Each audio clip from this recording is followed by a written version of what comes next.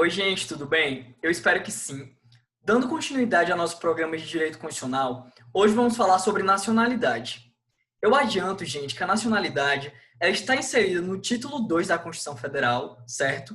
E, portanto, compreende um direito fundamental e um direito humano universal, porque há uma ideia de pertencimento de determinado povo a um determinado lugar, certo? Hoje, o direito internacional, assim como o direito constitucional, tentam evitar a figura do apátrida, certo? Então, percebam, a nacionalidade é um direito humano fundamental que decorre também da dignidade da pessoa humana. Antes de começar a aula, eu vou compartilhar os slides e para facilitar que vocês acompanhem, gente.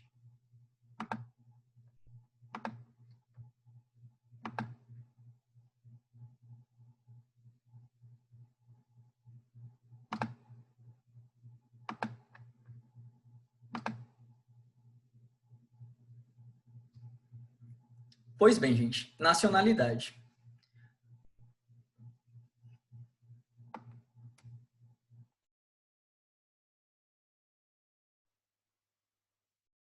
Então, gente, conceito. A nacionalidade é um vínculo jurídico-político que liga o indivíduo a um Estado. É, portanto, um direito humano fundamental que está previsto tanto na Declaração Universal dos Direitos do Homem, como também na Convenção Interamericana, no Pacto de São José da Costa Rica, certo? Então, se é um direito fundamental, decorre, portanto, da dignidade humana. E essa nacionalidade tem dois tipos, certo? Os tipos são nacionalidade primária originária ou nacionalidade secundária e derivada, certo? A nacionalidade primária, gente, é aquela nacionalidade originária que independe de um ato de vontade. Um Estado, em sua soberania, decide conceder a nacionalidade ao indivíduo. A depender do Estado, vai se basear em um critério sanguíneo ou também em um critério territorial, certo? Já, por sua vez, a nacionalidade secundária ou derivada é o tipo de nacionalidade que decorre eminentemente de um ato de vontade, certo? Para isso, gente, o direito exige o preenchimento de alguns requisitos e, preenchendo esses requisitos, a nacionalidade pode ser concedida, considerando que, por exemplo, a nacionalidade ordinária é uma espécie de ato de soberania e, portanto, envolve certa discricionariedade. Quando, por exemplo, a gente percebe o requisito de idoneidade moral. Então, percebam, concessão de nacionalidade se refere a um ato de soberania. Então, cada estado vai regulamentar esse tema de uma forma específica. Vocês vão ver que aqui no Brasil, a gente adota tanto o critério sanguíneo, como também o critério territorial. Enquanto em alguns países da Europa, adota-se particularmente o critério sanguíneo. Então, dois tipos, gente. Nacionalidade primária originária, certo? Que independe de um ato de vontade, e nacionalidade secundária ou derivada, que é obtida a partir de uma naturalização, e isso vai depender do preenchimento de alguns requisitos constitucionais e infraconstitucionais.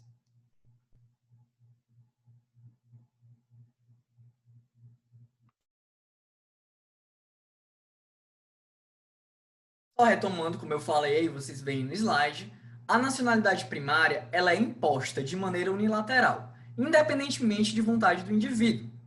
Exemplo, a pessoa nasceu no Brasil, ainda que filho de estrangeiros, só que os pais não estão a serviço do país dele, certo? Nesse caso, o ordenamento reconhece a nacionalidade originária a esse indivíduo. Por sua vez, gente, a nacionalidade secundária é aquela que se adquire por vontade própria, depois do nascimento, normalmente pela naturalização, que poderá ser requerida tanto pelos estrangeiros como também pelos eimátulos. O que é isso? É a figura dos apátridas, gente. São pessoas que, de certa forma, não possuem nenhuma nacionalidade. Tanto o direito constitucional quanto o direito internacional dos direitos humanos tentam combater essa figura do apátrida, certo? Lembrem-se disso. Como eu mencionei, há dois critérios. Um primeiro, sanguíneo, e o segundo, o critério do ius soli, que depende do local do nascimento. Facilitando para vocês, gente, para que vocês possam entender isso, vamos analisar como a Constituição dispõe, no seu artigo 12. Percebam, esses casos iniciais que eu vou falar para vocês são casos de naturalização primária, certo? São aqueles casos que não vai depender de um procedimento, porque a nacionalidade vai ser reconhecida ao indivíduo que está nessa condição. Ou até, eventualmente, pode envolver algum procedimento, certo? Mas vai ser uma naturalização, digamos, que é um direito do indivíduo, um direito adquirido do indivíduo. A linha A, gente. Os nascidos na República Federativa do Brasil, ainda que de pais estrangeiros, desde que estes não estejam a serviço do seu país, certo? Esse é aquele exemplo que eu acabei de mencionar. Quem nasce no Brasil e não é filho de pais estrangeiros, vai obter a nacionalidade brasileira com base no critério do ius soli, o critério territorial. A linha B, gente. Os nascidos no estrangeiro, de pai brasileiro ou mãe brasileira, desde que qualquer deles esteja a serviço da República Federativa do Brasil. Percebam, gente, a linha B envolve o caso de um sujeito que nasceu no estrangeiro, ou seja, territorialmente não se encontra no Brasil, mas por ser filho de pai ou mãe, melhor dizendo, brasileiras que estão a serviço do Brasil, vai obter a nacionalidade brasileira, certo? Independentemente de procedimento específico. Então, isso daí vocês percebem que se baseia no critério sanguíneo e também no fato de estar o pai ou a mãe, ou ambos, a serviço do Brasil. A doutrina internacional, como Francisco Rezec, interpreta nesse caso não apenas diplomatas, mas, enfim, todas as pessoas que tenham vínculo, um credenciamento com o país e prestam serviço para o Brasil. Percebam, mesmo nascendo no estrangeiro, vai ser brasileiro por razão do pai ou a mãe estarem a serviço do país. E por fim, gente, um outro caso de nacionalidade primária é a linha C, que fala dos nascidos no estrangeiro, de pai brasileiro ou de mãe brasileira, desde que sejam registrados em repartição brasileira competente ou venham residir na República Federativa do Brasil e optem em qualquer tempo, depois de atingida a maioridade, pela nacionalidade brasileira. Percebam, gente, neste caso, o pai ou a mãe não vai estar a serviço do Brasil, mas em razão do pai ou mãe, digamos, serem brasileiros, mesmo essa pessoa tendo nascido no estrangeiro, ela pode adquirir a nacionalidade originária brasileira. Como, gente? Nesse caso, é necessário que essa pessoa ou seja registrada numa repartição competente, ou venha residir na República Federativa do Brasil, optando a qualquer tempo pela nacionalidade brasileira, após atingir a maioridade. Percebam, gente, aqui há dois critérios envolvidos, o critério sanguíneo, porque o pai e a mãe têm que ser brasileiro, e os sanguíneos, e também, como segundo critério, um registro na repartição competente no exterior, ou então, quando vier para o Brasil e atingir a maioridade, realize a opção pela nacionalidade brasileira. A doutrina denomina isso, gente, de nacionalidade potestativa, certo? Porque preenchendo esses requisitos, o indivíduo vai ter direito subjetivo à nacionalidade, como um direito potestativo.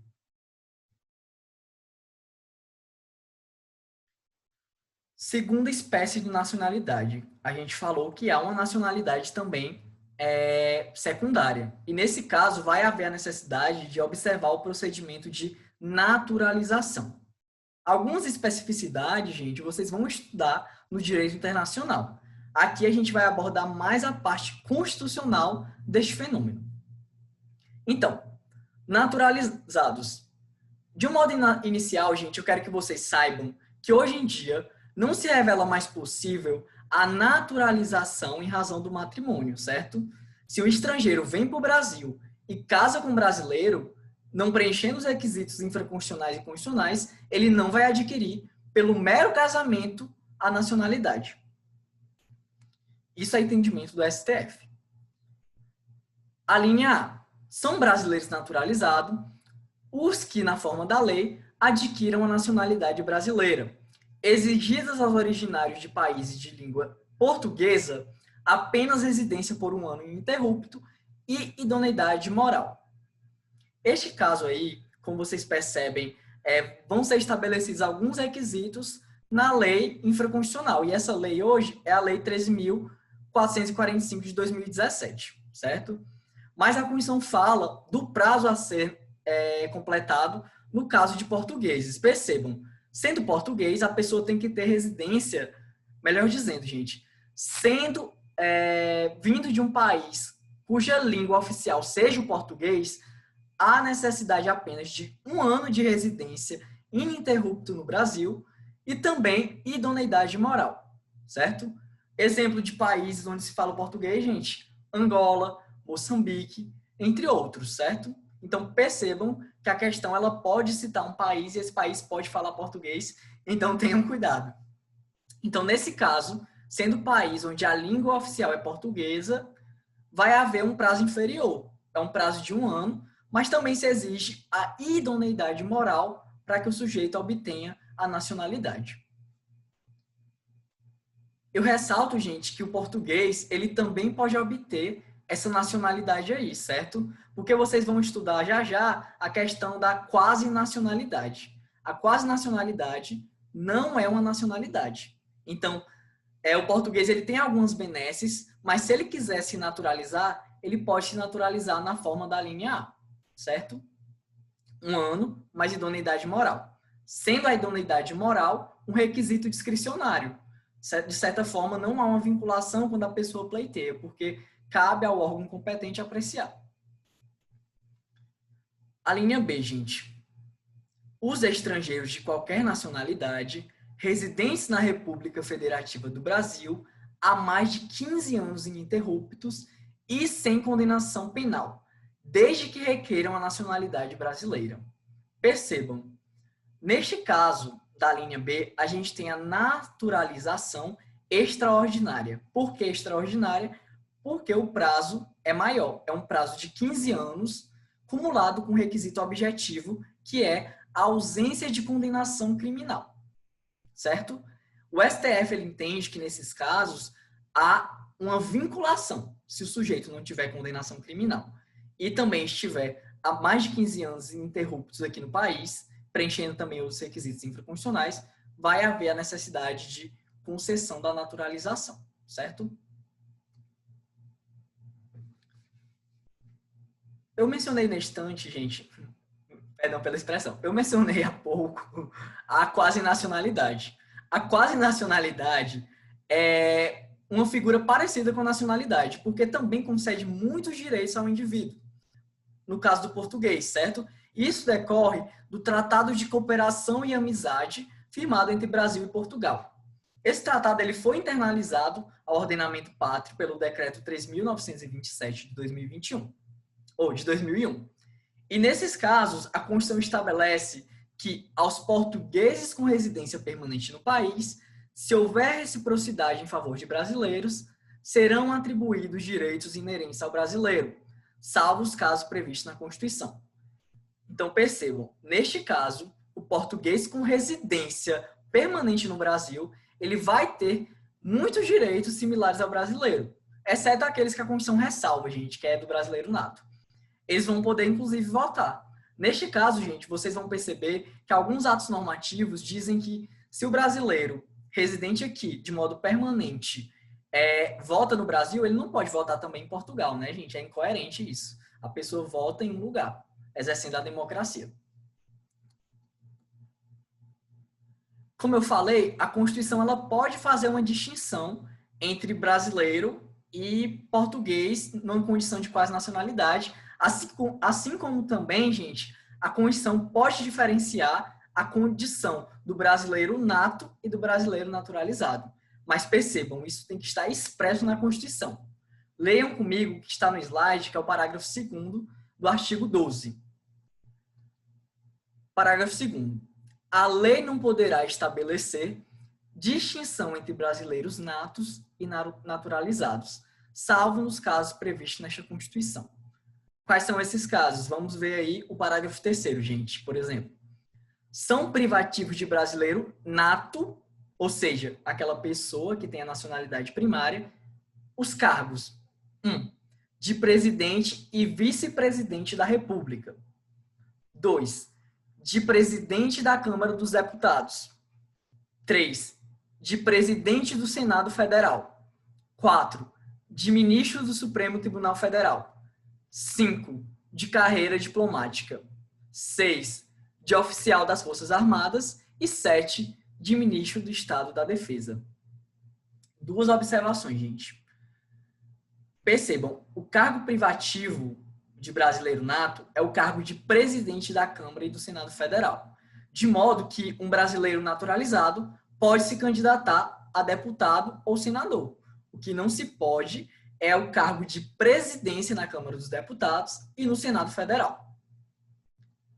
Outra observação, gente, quanto a ministro. Qual é o ministro que estamos falando aqui, que não pode ser brasileiro naturalizado?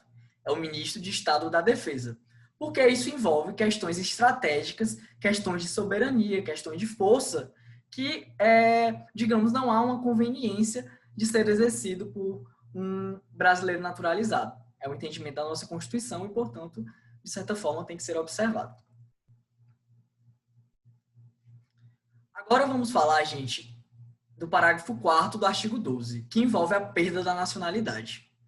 Então, a nacionalidade ela pode ser perdida, inclusive o brasileiro nato pode perder a nacionalidade, certo?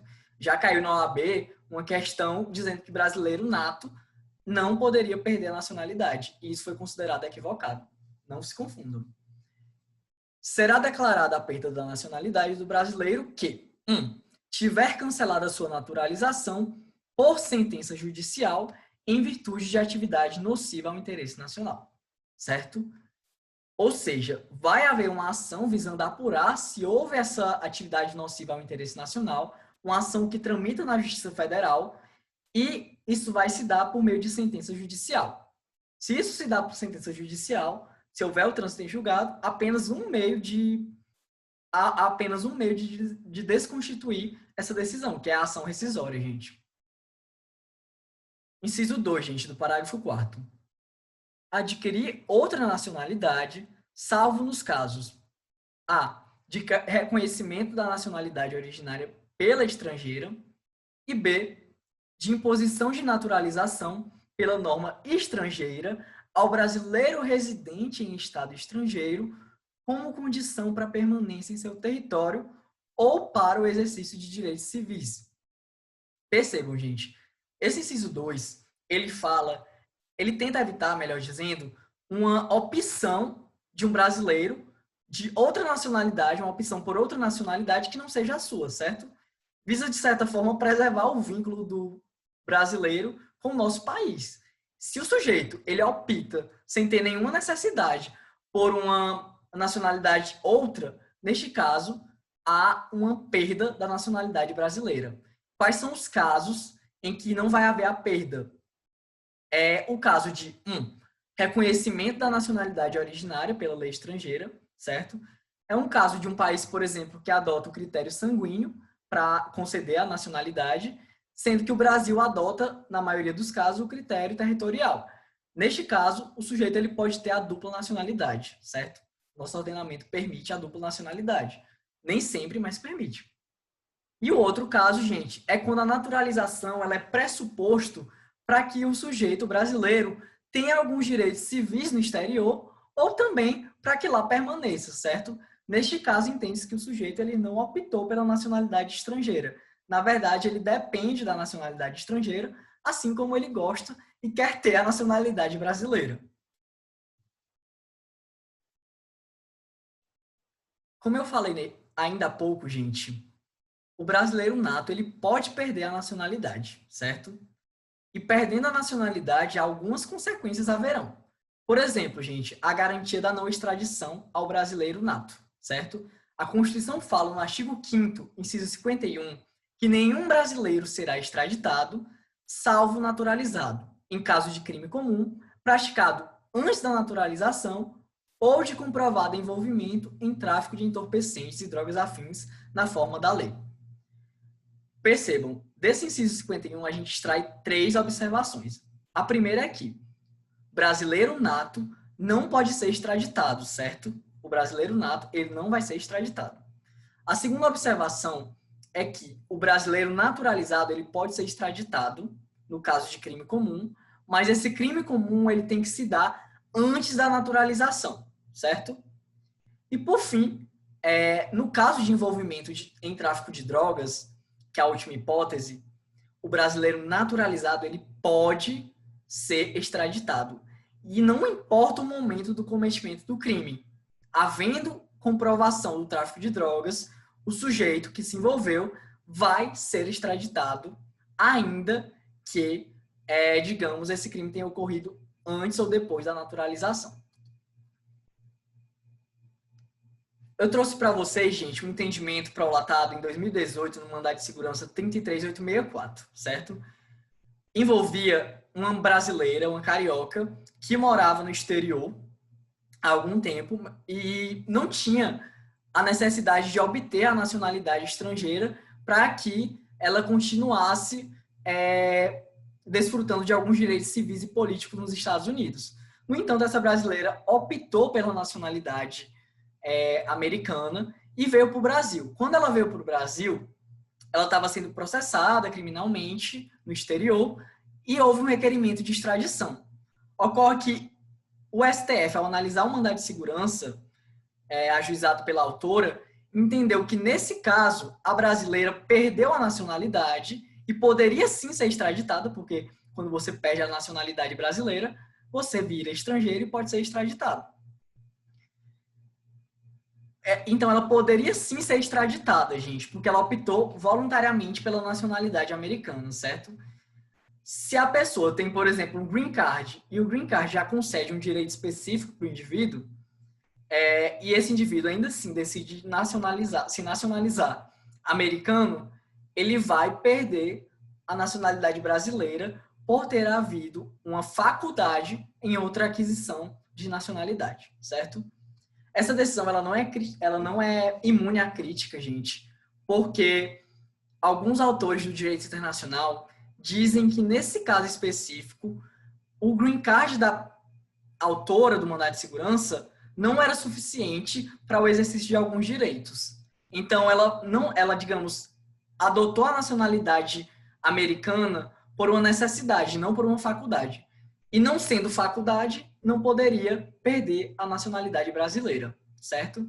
Então, eu só trouxe essa jurisprudência, gente, para que vocês percebam que, se houver uma opção pela nacionalidade estrangeira, fora daqueles casos que eu mencionei para vocês, vai haver a perda da nacionalidade brasileira, e perdendo a nacionalidade brasileira, vai haver a extradição se requerida. Então, gente, de um modo bem rápido, eu tentei abordar os principais pontos de nacionalidade com vocês. Eu trouxe duas questões para que vocês possam ver como esse assunto pode ser cobrado. E eu já disse, ele pode ser cobrado de uma forma teórica ou também de uma forma prática. Então, respondam às provas anteriores, vejam aqui comigo como essas questões abordam a nacionalidade para que vocês possam gabaritar no dia da prova. Vamos lá. Os itens seguintes, gente. A Constituição admite a perda da nacionalidade do brasileiro nato? Verdadeiro, gente. Eu acabei de falar para vocês que, quando o brasileiro nato opta pela nacionalidade estrangeira, ele vai perder a nacionalidade brasileira, se não for naquela exceção que a gente viu de reconhecimento da nacionalidade originária, ou então de uma opção para que exerça direitos civis e políticos, ou também direitos, ou melhor dizendo, para que desfrute de direitos trabalhistas, certo? 2, gente. É proibida a distinção entre brasileiros natos e naturalizados, salvo nos casos previstos na própria Constituição. Exato, gente. A gente acabou de ler que só a Constituição pode distinguir brasileiro nato e naturalizado. 3. É privativo de brasileiro nato o cargo de ministro da Justiça. Gente, falso, viu? Eu acabei de falar para vocês que qual é o cargo de ministro que só pode ser ocupado por brasileiro nato? É o cargo de ministro de Estado da Defesa, certo? Por envolver questões estratégicas e de segurança nacional, não o ministro da Justiça. E por fim, 4, gente. A Constituição prevê que são brasileiros natos os nascidos no estrangeiro, de pai brasileiro ou mãe brasileira, desde que venham a residir na República Federativa do Brasil e optem em qualquer tempo pela nacionalidade brasileira, certo? Gente, essa alternativa também está falsa, porque a opção é a qualquer tempo, mas tem que se dar após atingida a maioridade, certo? A banca ela considerou equivocada a omissão, digamos, a expressão atingida a maioridade. Então, nosso gabarito é um verdadeiro, porque a Constituição admite a perda da nacionalidade do brasileiro nato, e também é verdadeiro a alternativa 2, porque depende de previsão expressa na Constituição uma distinção entre brasileiro nato e naturalizado. Essa questão é um pouco maior, gente, e é como cai na maioria das vezes, certo? A OAB ela não vai perguntar para vocês uma questão muito teórica, provavelmente, ela vai cobrar um caso concreto. E vocês vão ter que imaginar, na condição de advogado, como defender o interesse do cliente de vocês, certo? Então, vamos tentar aprender o que é mais importante na questão. Mesmo o enunciado sendo grande, talvez tenha muita informação desnecessária. Luca nasceu em Nápoles, gente, na Itália, em 1997. É filho de Marta, uma ilustre pintora italiana, e Jorge, um escritor brasileiro. Percebam, Jorge é um escritor brasileiro, então ele é o quê? Pai de nacionalidade brasileira. Certo? Um elemento importante aí. Quando de seu nascimento, seus pais o registraram apenas perante o registro civil italiano. Luca nunca procurou se informar sobre seu direito à nacionalidade brasileira, mas agora, vislumbrando seu futuro, ele entra em contato com um escritório especializado a fim de saber se e como poderia obter a nacionalidade brasileira, certo? Ele está registrado na Itália, mas quer obter um registro no Brasil, porque o pai dele é brasileiro, certo? Assinale a opção correta, a opção que se apresenta em conformidade com a legislação brasileira e o procedimento a ser indicado pelo escritório. Luca não tem direito à nacionalidade brasileira, eis que seu pai não estava ou está a serviço do Brasil. Gente, essa assertiva está falsa, certo? Porque a linha B que a gente estudou menciona uma das espécies de nacionalidade brasileira. Não exclui, por exemplo, a nacionalidade brasileira da linha C, quando o pai, digamos, é brasileiro e o sujeito ele vem para o Brasil e exerce a opção a qualquer tempo, após a maioridade, pela nacionalidade brasileira, certo? Então, a assertiva está equivocada porque ela se limitou a indicar uma hipótese de nacionalidade brasileira. B, gente. Luca não poderá mais obter a nacionalidade brasileira, tendo em vista que já é maior de idade? Falso, gente. Porque, assim,